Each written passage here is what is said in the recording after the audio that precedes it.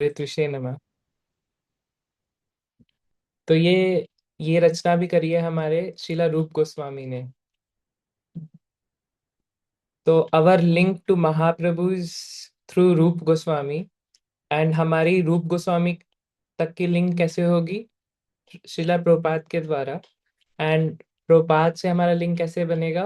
To understand Prabhupada philosophy. So therefore we are reading today nectar of devotion by Srila Prabhupada. तो कल हमने देखा था कि एक लिविंग एंटिटी कोई भी कार्य करने के लिए एक इम्पेटस होता है एक लिविंग एंटिटी के पास। एक गृहस्थ के पास लिविंग इम्पेटस होता है, फोर्स। क्या होता है कि वो क्यों कार्य करता है? एक गृहस्थ सुबह से लेकर रात तक एक टेस्ट मिलता है उसको अपनी फैमिली को मेंटेन करने में। एक बिजनेसमैन क्यों इतना बिजनेस करता है? उसे एक टेस्ट मिलता है। स्पोर्ट्समैन क्यों इतना खेलता है? उसे एक टेस्ट मिलता है ना? सभी टेस्ट के पीछे भाग रहे हैं, सबको एक टेस्ट चाहिए। बट ये जो टेस्ट है, ये सब हमने क्या देखा था? ये सब टेम्परेरी है।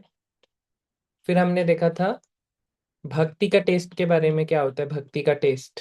तो हमने डिफरेंशिएट करा था कि जो मटेरियल टेस्ट होता है वो ज्यादा से ज्यादा कब तक रहेगा? जब तक ये बॉडी है। ये बॉडी चली गई तो टेस्ट भी चला जाएगा। लेकिन जो भक्ति का टेस्ट है वो हमेशा रहेगा। क्या प्रमाण है इसका?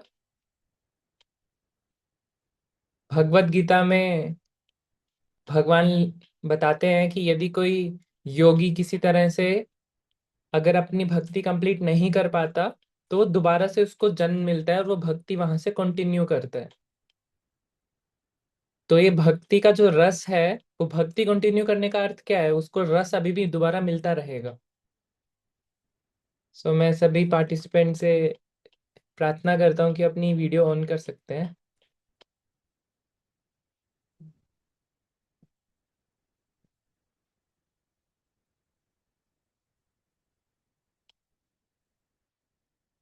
ओके। तो ये भक्ति का रस को हमने देखा था। अभी भी हम एक समुद्र में फंसे हुए हैं। किसमें? भव सागर में। और वो भव सागर कैसा है? पदम पदम यत विपदम। प्रत्येक पदम पर क्या है इस भव सागर में? विपदा है। लेकिन हमें जाना भी एक सागर में ही है। लेकिन हमें किस सागर में जाना है? जहां पर प्रत्येक पदम पे क्या हो? ऐसा आनंद हो, सच्चित आनंद। ऐसे बोला जाता है ना स्पिरिचुअल वर्ल्ड में, where every step is a dance, every word is a song. कि स्पिरिचुअल वर्ल्ड कैसा है? जहां पर प्रत्येक शब्द शब्द नहीं है, संगीत है। वहां पर कुछ किसी को कुछ कहना भी होता है तो सब पोइट्री के माध्यम से कहते हैं। प्रत्येक शब्द एक संगीत है। रूठना भी होता है तो राधा रानी थोड़ा टेस्ट के साथ रूठती हैं कि दोनों के रस में वृद्धि हो। तो स्पिरिचुअल वर्ल्ड में every every word is a song और every step is a dance. वहां पर वो कोई भी कार्य करते हैं एक एक कदम पे तो पूरा मन प्रफुल्लित होकर, क्योंकि प्रत्येक कदम डांस की तरह है स्पिरिचुअल वर्ल्ड में। तो डांस कौन करेगा? जो अंदर से बहुत प्रफुल्लित हो। और मटेरियल वर्ल्ड का कदम कैसा है? पदम पदम यत विपदम। यहाँ का पद पद कैसा है? विपद है, विपद। विपदा है। विपद मतलब वो कदम ले रहा है लेकिन वो पद नहीं ले रहा, विपद ले रहा है। लेकिन स्पिरिचुअल वर्ल्ड में उल्टा है। Every step is a dance. तो इसी के साथ हम कंटिन्यू करते हैं आज का रीडिंग सेशन। सो अर्जुन संगा प्रभु, यू वांट टू रीड? मेरे को इसका हिंदी पीडीएफ वर्जन मिला नहीं है। अभी मैंने प्रयास करा ढूंढने का। वो एक तो 100 MB का है, डाउनलोड ही अभी नहीं हो रहा है। किसी के पास हिंदी वर्जन हो तो शेयर कर सकते हैं। तब तक के लिए मे बी हम क्या कर सकते हैं, इंग्लिश वर्जन में भी वी कैन शेयर। रीडिंग आप हिंदी में ही कर लेंगे, बट एटलीस्ट हमें पता रहेगा हम कौन सा पैराग्राफ पढ़ रहे हैं। ठीक है, तो मैं शेयर कर देता हूँ। एनीवन वांट्स टू रीड, जिसके पास बुक है जो हिंदी में से पढ़ सकता है। हरे कृष्ण प्रभु जी, सादर प्रणाम प्रभु जी। हरे कृष्णा।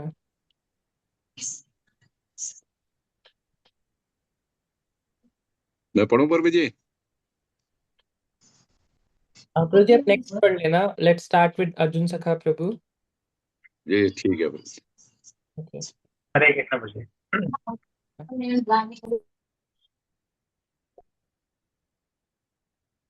श्री रूप गोस्वामी प्रभुपाद की जय। श्री प्रभुपाद की जय। स्टार्ट करो प्रभु जी। हाँ जी, यस प्रभु जी। किंतु भक्ति रस जीवन के अंत के साथ समाप्त नहीं होता, यह निरंतर चलता रहता है। इसलिए यह अमृत अर्थात कभी न मरने वाला कहलाता है। इसकी पुष्टि समस्त वैदिक ग्रंथों में होती है। भगवत गीता में कहा गया है कि भक्ति रस में थोड़ी सी भी उन्नति भक्त को बड़े से बड़े संकट से, मानव जीवन के सुअवसर को हाथ से खोने से बचा सकती है। सामाजिक जीवन, पारिवारिक जीवन में यह परोपकार, मानवता, राष्ट्रवाद, समाजवाद, साम्यवाद जैसे बेहतर पारिवारिक जीवन में हमारे भावों के से प्राप्त होने वाले रस इस बात की गारंटी नहीं देते कि अगले जन्म में हमें मनुष्य जीवन ही प्राप्त होगा। हम वर्तमान जीवन के में वास्तविक कर्मों से ही अगले जीवन का निर्माण करते हैं। किसी जीव को वर्तमान शरीर के कर्म के अनुसार ही एक विशेष प्रकार का शरीर प्राप्त होता है। इन कर्मों का लेखा जोखा एक श्रेष्ठ अधिकारी द्वारा रखा जाता है, जिसे दैव अर्थात ईश्वर की सत्ता कहते हैं। भगवत गीता में इस दैव की व्याख्या हर वस्तु के प्रधान कारण के रूप में की गई है, और श्रीमद् भागवत में कहा गया है कि मनुष्य अपने अगले शरीर को दैव नेत्रेण द्वारा अर्थात भगवान की सत्ता के निरीक्षण द्वारा प्राप्त करता है। सामान्य अर्थ में दैव भाग्य कहलाता है। यह दैव निरीक्षण हमें 84 लाख योनियों में से चुनकर कोई शरीर प्रदान करता है। यह चुनाव हम पर निर्भर नहीं करता, अपितु हमारे दैव भाग्य के अनुसार प्रदत्त होता है। यदि हमारा शरीर इस समय कृष्ण भावनामृत के कार्यों में लगा है, तो कम से कम इसकी गारंटी तो है कि अगले जीवन में हमें मनुष्य का शरीर प्राप्त हो सकेगा। कृष्ण भावनामृत में लगा हुआ व्यक्ति भक्ति योग के मार्ग को पूरा न कर पाने पर भी मानव समाज के उच्च वर्गों में जन्म लेता है, जिससे वह स्वतः कृष्ण भावनामृत में प्रगति कर सके। अतएव कृष्ण भावनामृत में सारे प्रामाणिक कार्य अमृत अर्थात स्थायी हैं। भक्ति रसामृत सिद्धू का यही विषय है।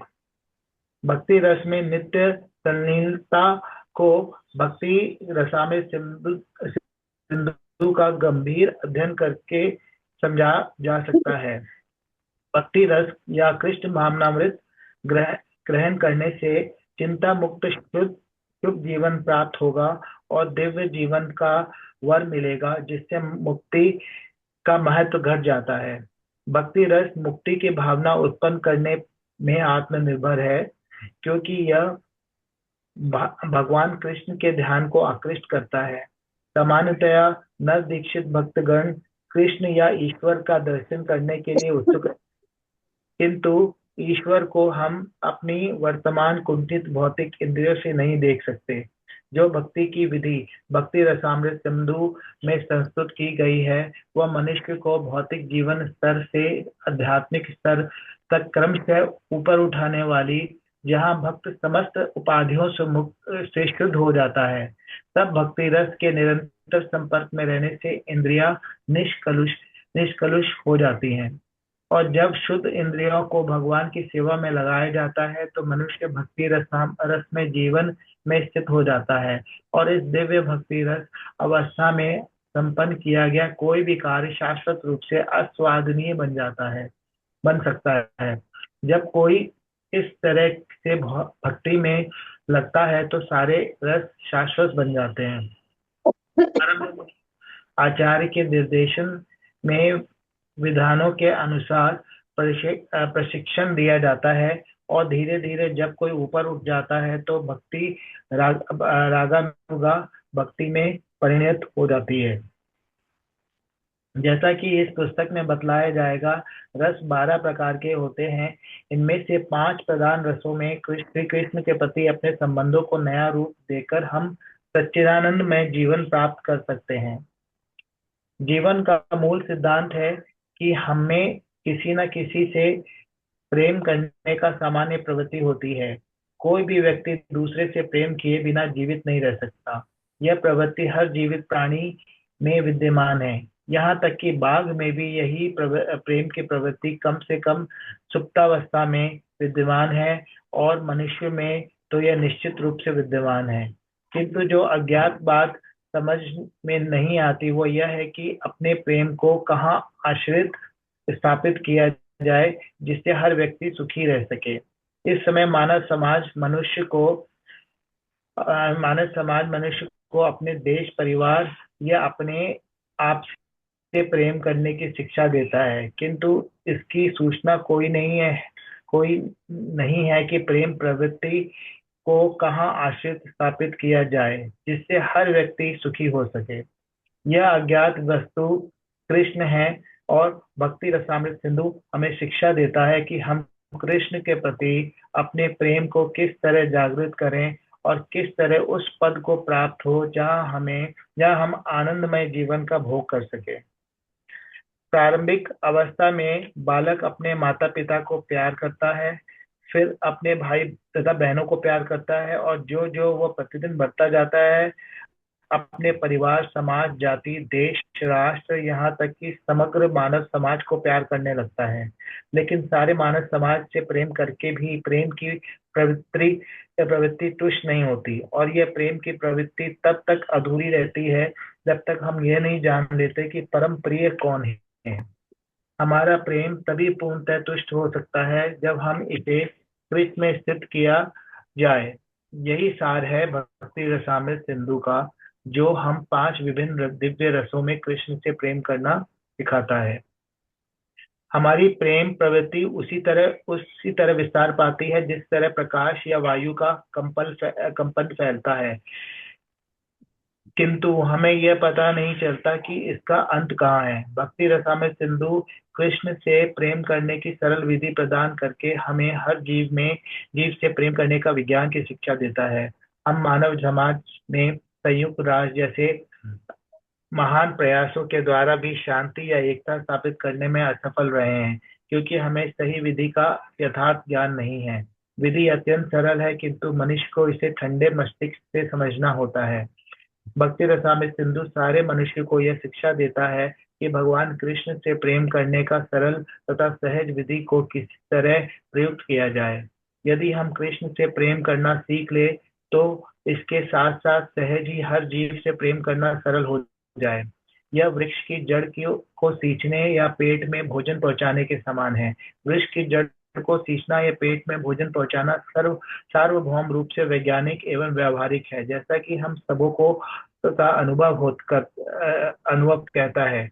हर व्यक्ति जानता है कि जब हम कोई वस्तु खाते हैं अर्थात अपने पेट में कुछ पचाते हैं तो इस क्रिया से उत्पन्न ऊर्जा झट से सारे शरीर में वितरित हो जाती है। इसी प्रकार जब हम वृक्ष की जड़ में पानी डालते हैं तो उससे उत्पन्न ऊर्जा तुरंत बड़े से बड़े वृक्ष में पूर्णतः बढ़ जाती है। वृक्ष के हर अंग को जल दे पाना संभव नहीं, ना शरीर के हर अंग को अलग से भोजन ही पहुंचाना संभव है। भक्ति रसामृत सिंधु में हमें यह शिक्षा देगा कि किस तरह वह स्विच दबाई जाए कि प्रकाश सर्वत्र तुरंत फैल जाए। जो इस विधि को नहीं जानता वह जीवन का सार को नहीं जान सकता। जहाँ तक भौतिक आवश्यकताओं थैंक की यू बात है, हरे कृष्ण प्रभु। थैंक यू प्रभु। Thank you thank you for reading प्रभु जी।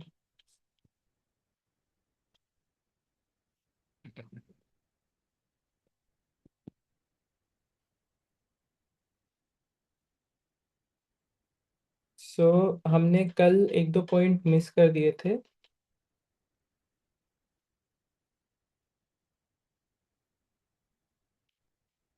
हाँ,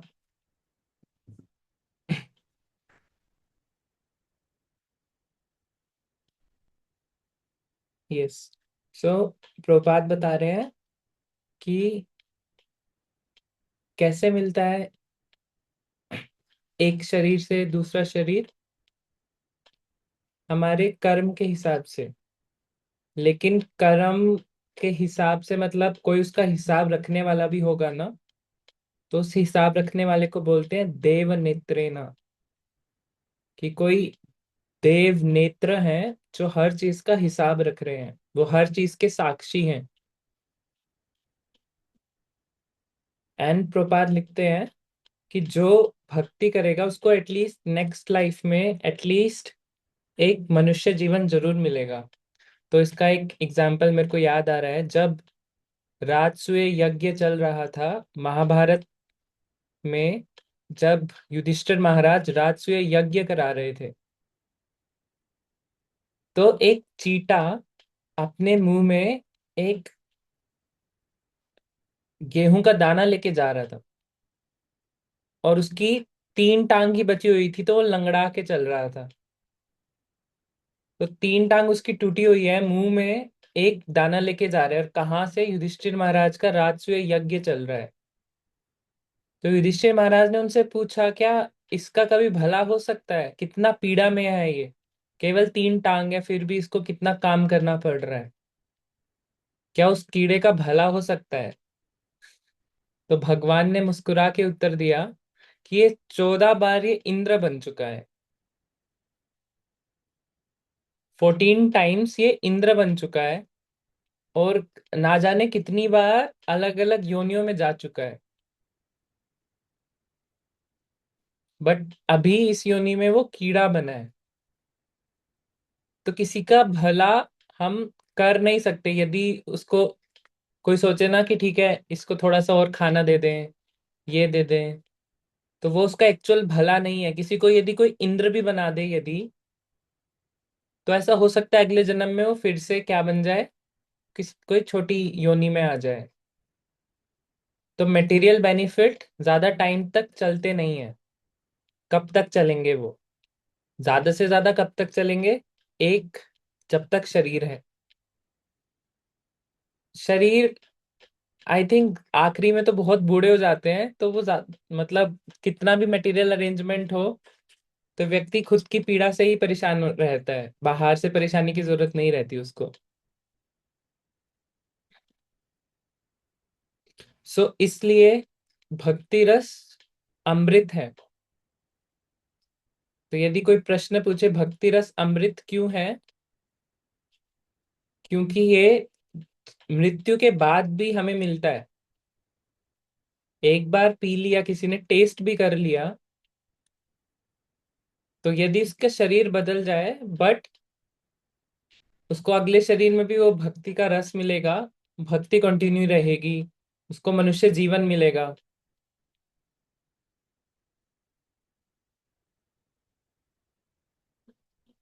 और एक कृष्णा कॉन्शियस और भक्ति रस को अपनाने से ही एक व्यक्ति ऑस्पिशियस लाइफ जी सकता है। ऑस्पिशियस यानी कि बिना कोई चिंता के, है ना। अभी क्या है हमारे जीवन में? दुख, ठीक है। सच्चित आनंद का सब उल्टा है, सत नहीं है। हम टेम्परेरी हैं, बीमारियां आ रही हैं हम में, है ना। चित्त का उल्टा, इल्यूजन में रहते हैं, और आनंद की जगह दुख में रहते हैं। लेकिन कोई कृष्णा कॉन्शियस मूवमेंट में आएगा, तो उसे कैसा जीवन मिलेगा? सच्चित आनंद, बिना किसी एंजाइटी के। और इतना आनंद मिलेगा वो उसे कि यदि उसको कोई कहे ना कि मैं आपको लिबरेशन दे दूं, तो भी वो कहेगा नहीं, मुझे लिबरेशन नहीं चाहिए। लिबरेशन क्या होता है? मोक्ष। कि मुझे मोक्ष नहीं चाहिए। तो भक्ति का एक, हम पढ़ेंगे इसके बारे में, भक्ति की एक पहचान होती है मोक्ष लघुकृत। वो मोक्ष को भी छोटा कर देती है। मोक्ष को भी छोटा कर देती है। छोटा करने का सेंस है कि कोई भक्त से पूछा जाए कि आपको क्या चाहिए, भक्ति चाहिए, मुक्ति चाहिए, तो भक्ति मांगेगा, कहेगा मुक्ति नहीं चाहिए मेरे को। क्यों? वो उसे मुक्ति पहले ही मिल गई है। कैसे मुक्ति मिल गई है? पहले वो अपनी एंजाइटी से, अपने दुख से पहले ही ऊपर उठ चुका है। वो पहले ही मुक्त हो चुका है।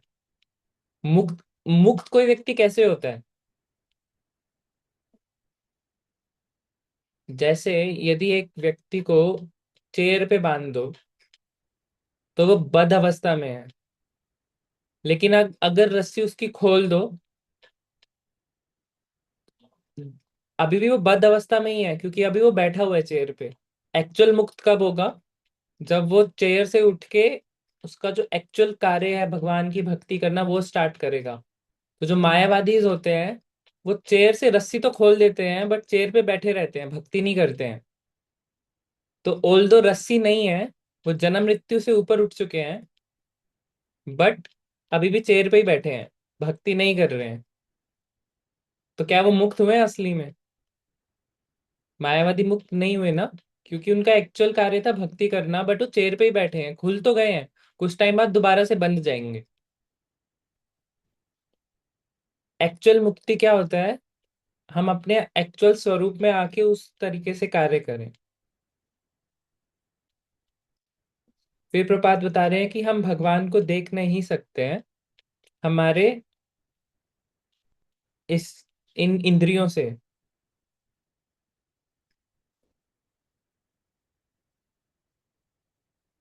लेकिन जब हम भक्ति करेंगे तो धीरे धीरे हमारी इंद्रियों का प्योरिफिकेशन होगा और हम सभी उपाधियों से ऊपर उठ जाएंगे। तो ये वाला भी हम पढ़ेंगे। अभी स्टार्ट नहीं हुई है भक्ति रसामृत सिंधु, अभी उसका इंट्रो प्रीफेस चल रहा है कि कैसे आई वो और क्यों पढ़नी है हमें। तो ये भी हम पढ़ेंगे कि सब उपाधियों से ऊपर उठ जाता है एक, जब जो कोई भक्ति करता है कैसे उपाधि से ऊपर उठ जाता है। पहले उसके पास उपाधि होंगी, एक जीव के पास अलग अलग उपाधि रहती है। मैं यदि एग्जाम्पल लेते हैं, यदि किसी से पूछा जाए कि आप कौन हो, तो इंट्रोडक्शन में क्या बताएगा वो? नेचुरली एक कॉमन इंसान क्या बताएगा? गांव में पूछोगे तो वो अपने दादाजी का नाम बताएगा, है ना, खानदान का नाम बताएगा। शहर में पूछोगे तो कहेगा कि देखो मैं ये नौकरी करता हूँ,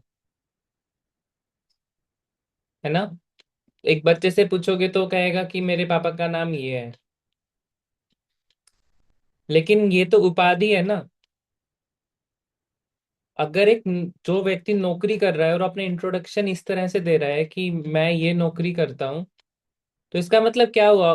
उस उसकी एग्जिस्टेंस, उसका फाउंडेशन क्या नौकरी है? क्या नौकरी नहीं रहेगी तो वो व्यक्ति भी खत्म हो जाएगा?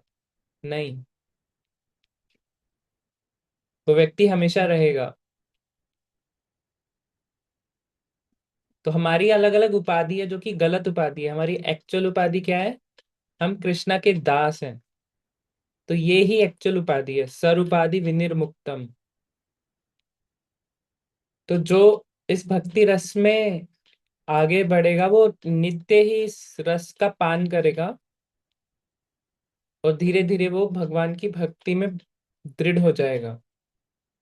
सो इसके बाद एक इम्पोर्टेंट टॉपिक आता है कि धर्म।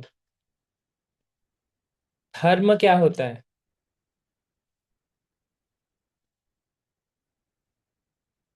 सो धर्म शब्द कहाँ से आया है?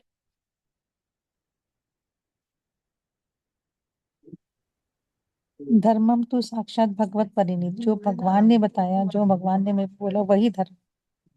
यस, वहां से भी आया है कि जो भगवान ने बताया वो धर्म है। और धर्म का एक और अर्थ होता है, यदि इसका तत्व के हिसाब से देखें, कि जो धारण करता है। स्वभाव होता है, उसका स्वभाव। हाँ जी, जो स्वभाव। स्वभाव यानी कि जो धारण करता है। जैसे पृथ्वी हमें धारण करती है। यदि पृथ्वी नहीं होगी तो क्या हम रह पाएंगे इस जगत में? नहीं। पृथ्वी हमें धारण कर रही है, हमें रहने के लिए, पैर रखने के लिए जगह दे रही है। तो धर्म हमें सस्टेन कराता है। और प्रत्येक वस्तु का एक धर्म होता है। पानी का धर्म है कि वो गीला करेगा, ठंडा करेगा, ठीक है। और अग्नि का धर्म है वो जलाएगा, ऊष्मा देगा, गर्मी देगा। तो जीव का क्या धर्म है? जीव का धर्म है वो प्रेम करेगा। कृष्ण प्रेम करेगा। कृष्ण कृष्ण प्रेम, हाँ कृष्ण प्रेम करेगा, बट और बेसिक में जाए वो प्रेम करेगा। अब जो गलत जगह प्रेम करेगा, प्रेम सब करते हैं। जो कामुक व्यक्ति होता है वो काम से प्रेम करता है। जो बहुत ही लालची व्यक्ति होता है वो पैसे से प्रेम करता है। तो प्रेम सबके पास है। जो खिलाड़ी होता है वो अपने खेल से प्रेम करेगा। जो काम क्रोध लोभ मोह मद मत्सर्य, तो वो उनसे प्रेम करते हैं। तो प्रेम सबके पास है। यदि किसी के पास घर में कोई नहीं है तो वो किन से प्रेम करेंगे? क्या ले आएंगे घर में? डॉग्स। कुत्ते बिल्ली हंस। यस, डॉग्स ले आएंगे, कुत्ते बिल्ली ले आएंगे। बट कोई भी व्यक्ति बिना प्रेम के नहीं रह सकता। ये हम देख भी सकते हैं। माताएं जरा बताएंगी कि यदि घर में कोई भी नहीं है और आपको बोला जाए खाना बनाना है रोज, तो सिर्फ खुद के लिए खाना बनाने में थोड़ी मुश्किल होती है ना, कि इतनी मेहनत करके सिर्फ खुद के लिए ही बनाना है, घर में कोई भी नहीं है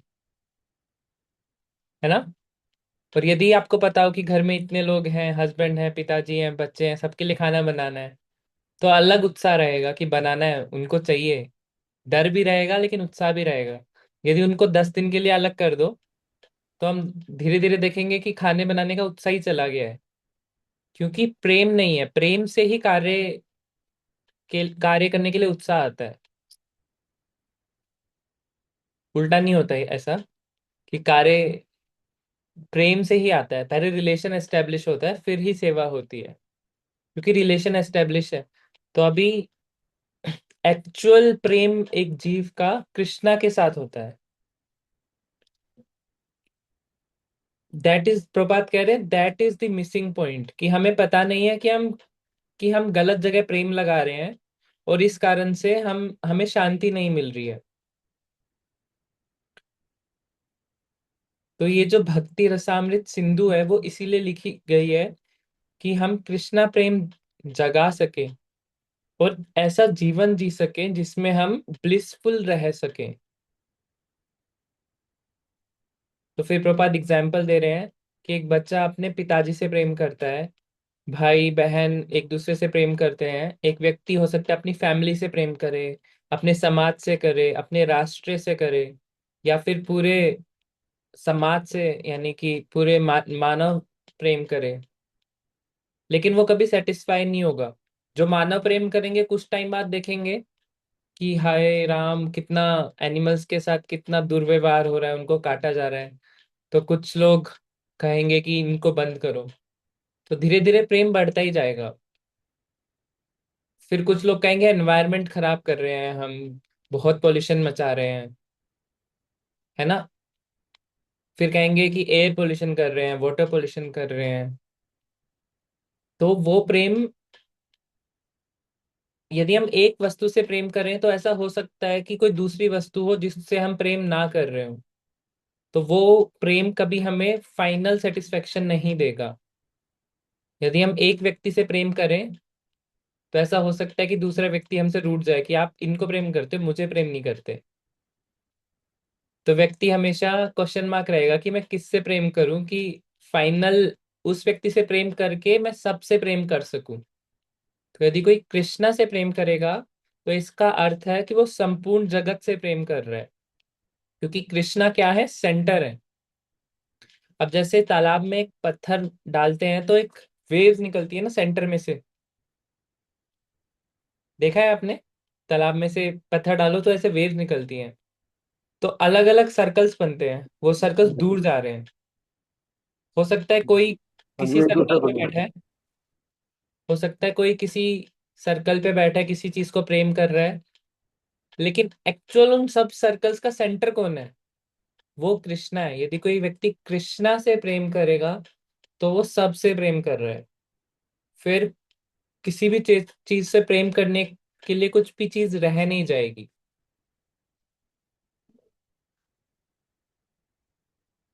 फिर प्रभात एग्जाम्पल दे रहे हैं कि जैसे पेड़ में पानी डाल दें तो पानी हर जगह पहुंच जाता है।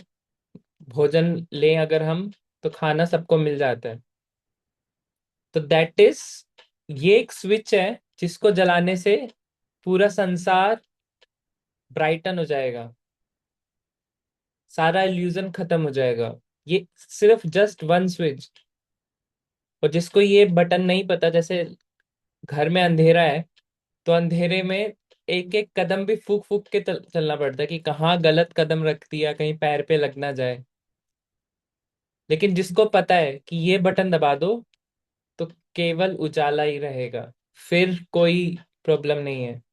तो वैसे ही, यदि किसी को पता है कि केवल एक बटन दबाना है, कृष्णा से प्रेम करना है, तो फिर कोई इल्यूजन नहीं रहेगा, फिर कोई संशय नहीं रहेगा। और that is the missing point. Prabhupada ने एक बुक भी लिखी है, मिसिंग पॉइंट, कि क्या हम मिस कर रहे हैं।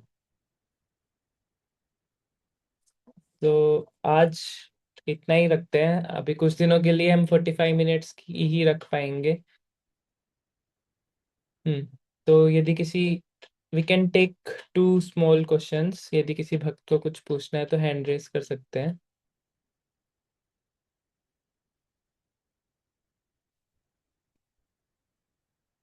आप नहीं पूछोगे तो ठीक है मैं सर। पूछूंगा।